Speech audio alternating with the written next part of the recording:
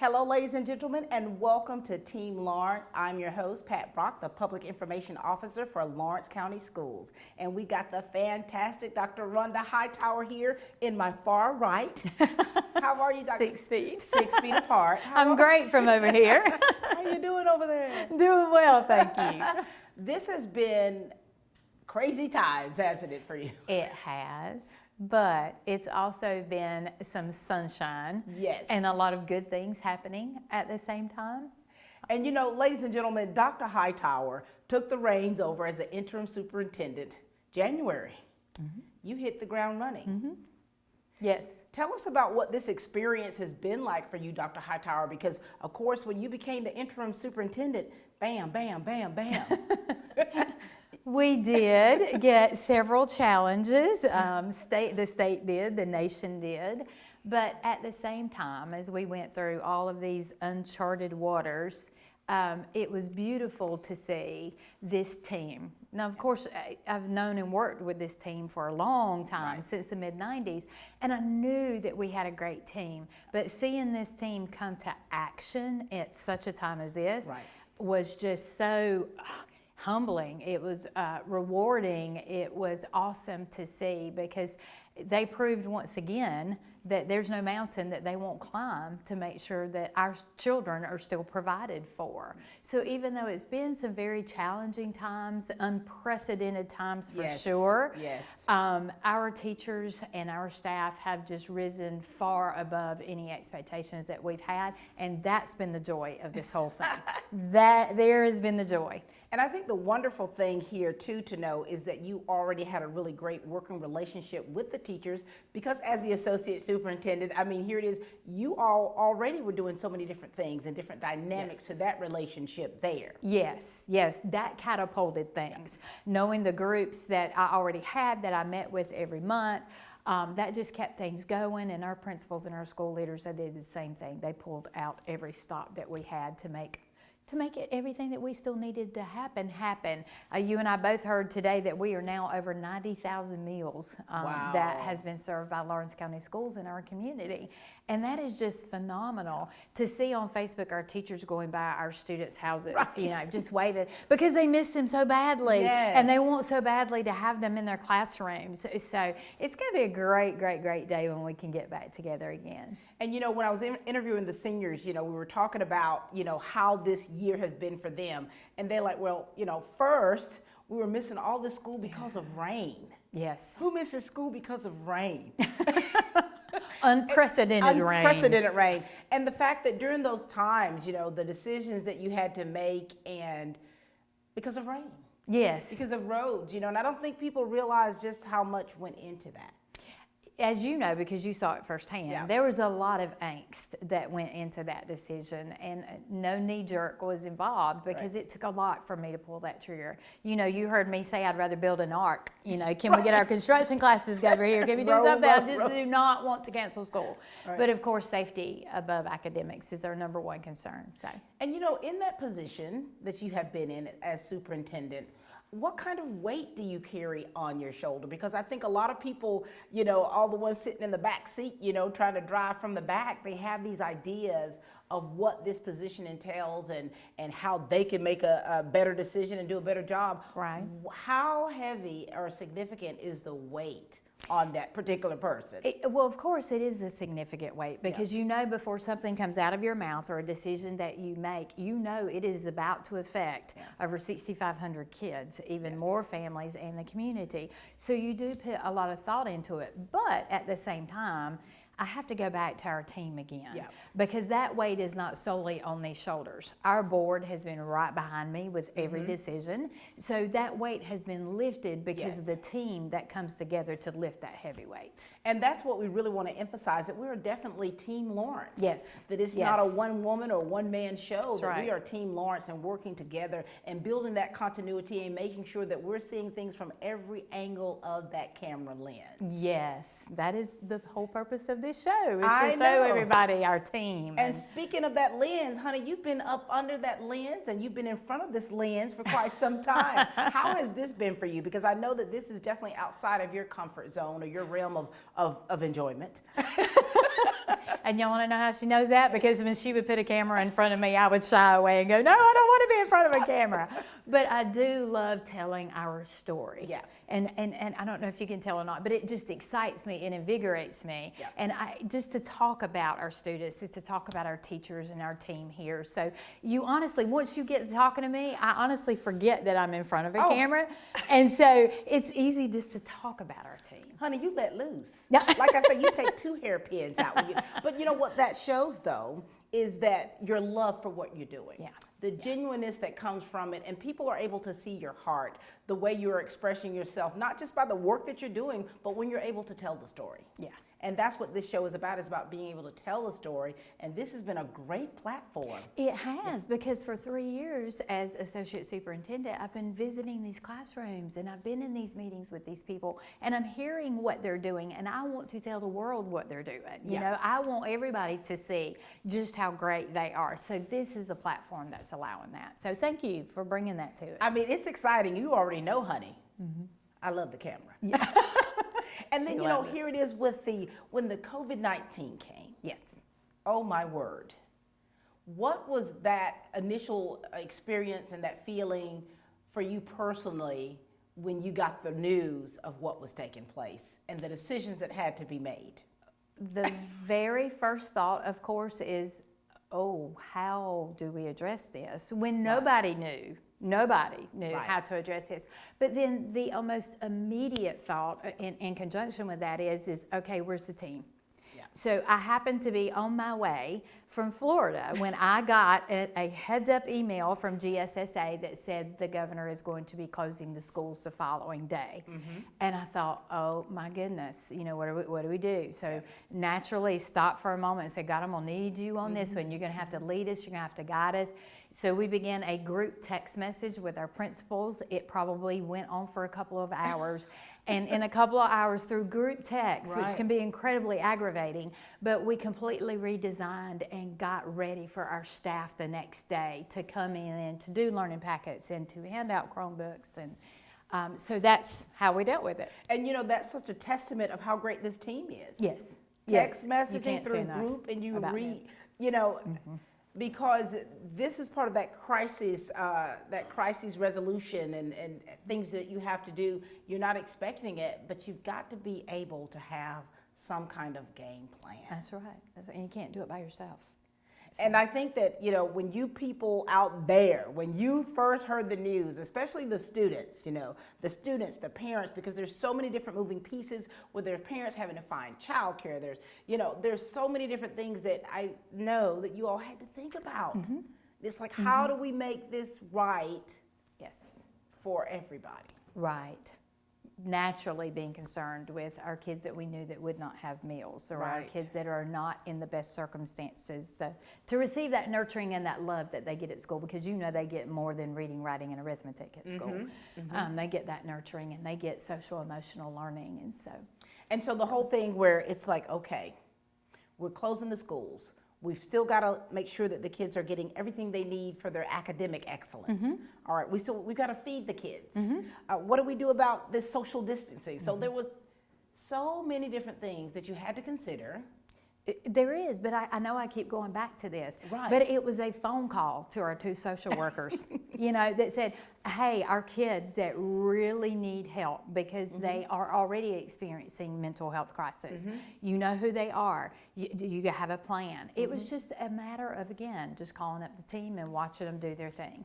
And we have really been branding the Team Lawrence aspect of Lawrence County Schools, because that's definitely showing our togetherness.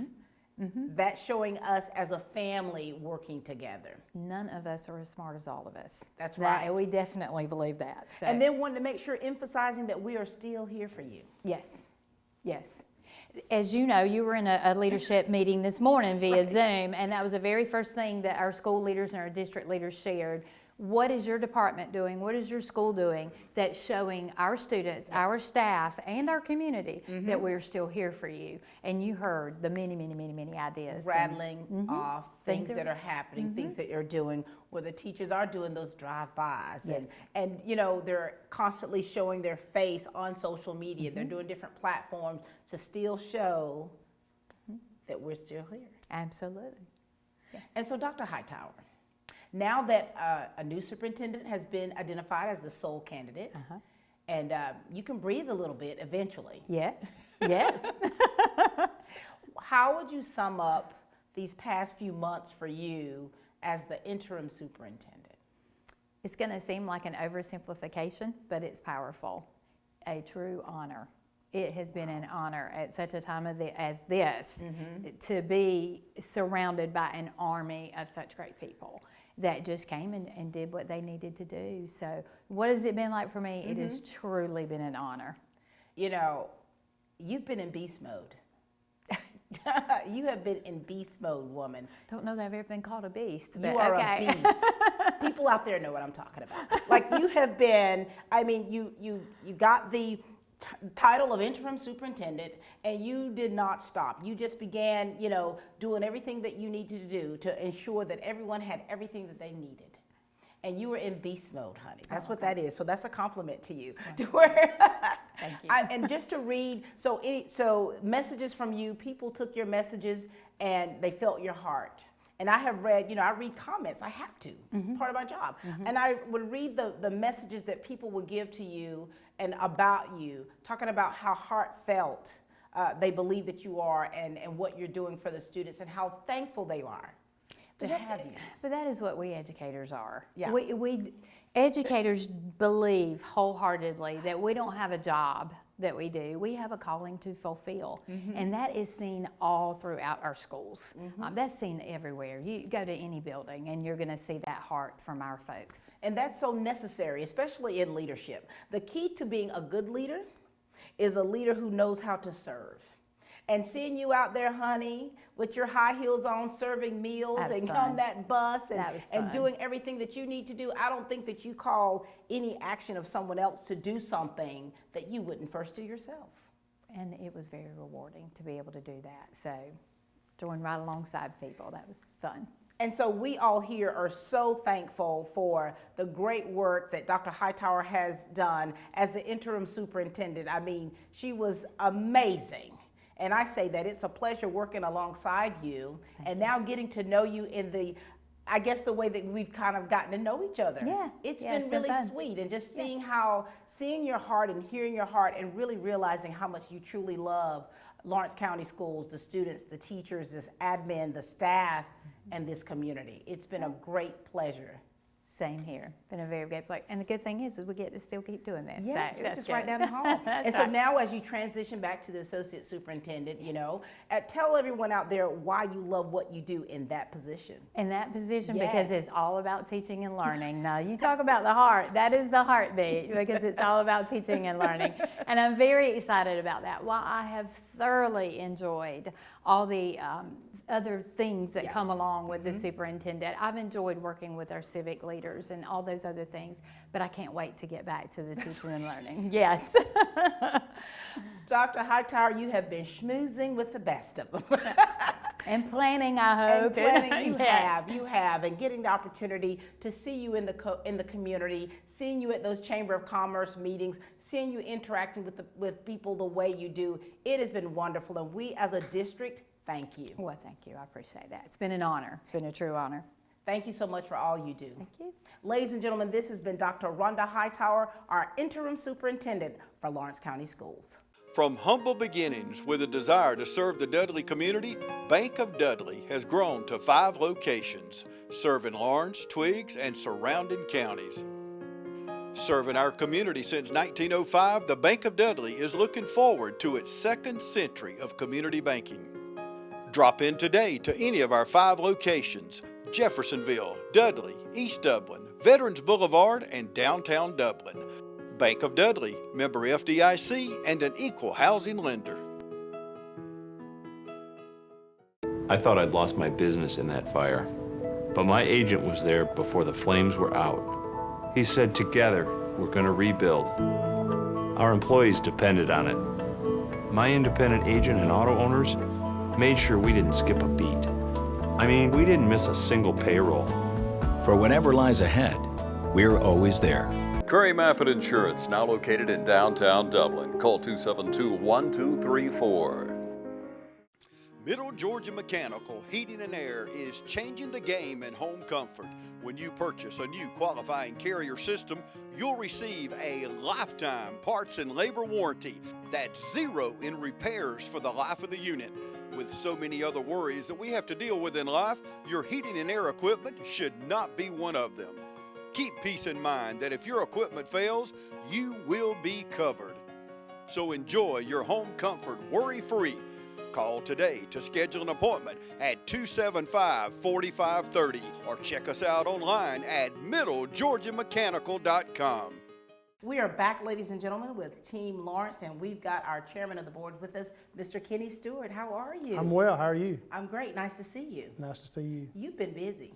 I have. It's been very busy. I've been seeing you every week serve meals. Yeah, I've enjoyed that too. That's been great. And just seeing you going out there and just, you and I chatted about that before, and it just gives you just a whole different feeling and a new resolve of what you do in your position. It does. It really makes you appreciate what you're standing for here. Yeah. I mean, those kids are what it's all about, and seeing them, I tell you, it's as selfish as it seems, I've got so much joy out of it myself. To watching those kids, the first time I went out, it was like Christmas Day for a lot of those kids, Yeah. getting those meals. So I've really enjoyed that. And what's been adorable, seeing the really little ones trying to carry those big Yes. bags of food and then a half a gallon of milk, and I'll say, "You got it? I got Yeah, it." that's right. Most of the bags are bigger than they are. That's right. But that's really the blessing about our district, is being able to do that, and having you out there has really been special to see too. That's great. I have really enjoyed it. It's been a true blessing to me also. Very good. And here we are. We just spoke with Dr. Hightower, our interim superintendent, who's now transitioning out because you have now selected one sole candidate for the new superintendent position. That's correct. Mr. Clifford Garnto was selected our last board meeting, which was April the 16th, I believe, and we announced him as our sole finalist. So. That is wonderful. And he's done such a great job at West Lawrence High School and in the system. A lot of people still call him coach. Yes, ma'am, they do. That's true. So looking forward to working with Mr. Garnto in the superintendent position. And a lot of people are wondering, like, wow, this whole process, I know that it's been tedious for you all. It has. It's a very lengthy process. We began this process back in December of last year and hired a firm, King Cooper and Associates, which are based out of Thomaston, Georgia. And they helped us with our search.